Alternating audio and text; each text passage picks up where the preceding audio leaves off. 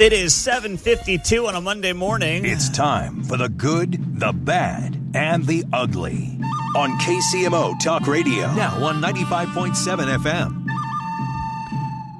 All right, let's start with the good. And the good from the weekend, I could go with, a 2-0 weekend for little Pee Wee soccer, but I wanted to hand the good to John Anthony because I got this text yesterday from John a couple hours before the Chiefs were set to kick off.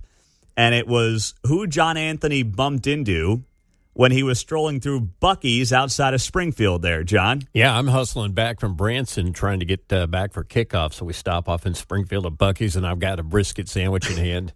Right, I come through the clearing, and here's this figure that I recognize out of all people in the world because I expected him to be around that area. Governor Mike Parsons, traveling solo. I think he had a brisket sandwich in his pocket, maybe. But I just recognize. It's like I didn't recognize Ray Liotta at Adams Mark back in the 90s, but Governor Parsons, bam, there he is. Mike Parson, the great former governor of Missouri, bumps into John Anthony and Buc-ee's. And from what I heard, John, the crowd was all over you, and no one was bothering Mike Parson. Go figure. There he was, just traveling by himself. And he was that? So from what I gather, it sounds like the Buc-ee's mascot was much more popular than Mike Parson. There was a huge line, and I had shirked the line to get around there. And sure enough, Governor Parsons all by himself. How about that? Yeah. Gosh, dang. What did he have to say? I introduced myself, and he sends his regards to the show, appreciates everything we do. So I kind of wondered where he was headed because he's a little far away from the stadium if he's got season tickets. Yeah, he's at most games here at Arrowhead. So. I think it was still a little afternoon, maybe 12:30. I don't remember exactly when I texted. So he might have got on the single-engine Cessna or the Piper Cub or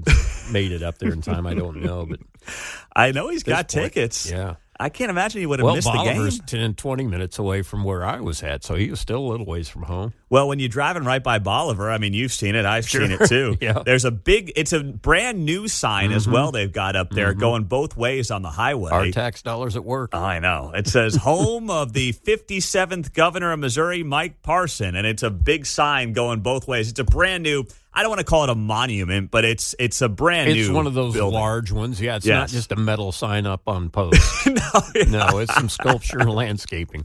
Oh, that's funny, though. That reminds me, when I worked in Oklahoma, I was covering a trial, and it was down in Atlas, Oklahoma.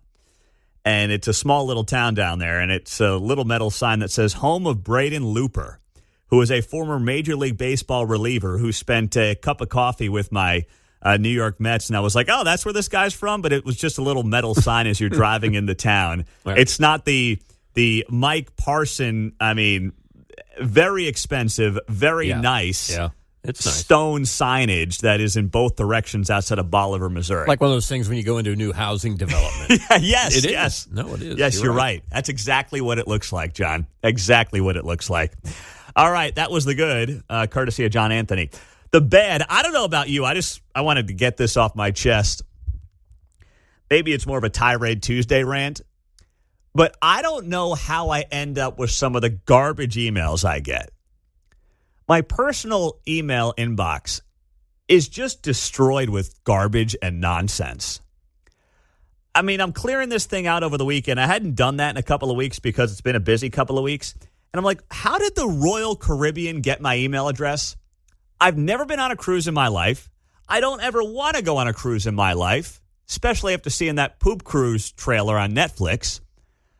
How do these places even get your email address? How does this happen? It's also why I'm not going to be the guy that knocks red light cameras.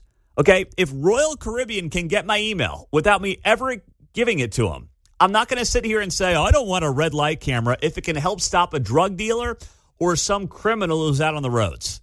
At this point, I just figure everybody somehow has my information.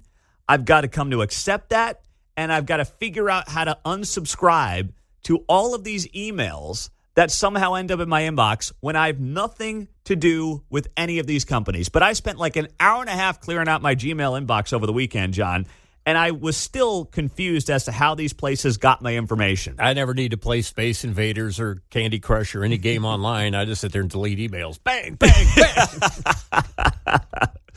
Oh, man. Now the ugly. Well, the ugly is the continuing investigation into the assassination of Charlie Kirk. We found out this morning from Kash Patel, the FBI director, that investigators have found DNA evidence linking the alleged assassin to the scene of last week's shooting. Patel made the statement on Fox saying the suspect's DNA was found on a screwdriver as well as a towel that was wrapped around the firearm believed to have been used in the shooting. Authorities say that the suspect jumped off a roof before fleeing Utah Valley University's campus moments after the shooting. So that is the latest information on that front here in the last hour or so. As we get more this morning, we'll bring it to you on KCMO. There's your good, your bad, and your ugly.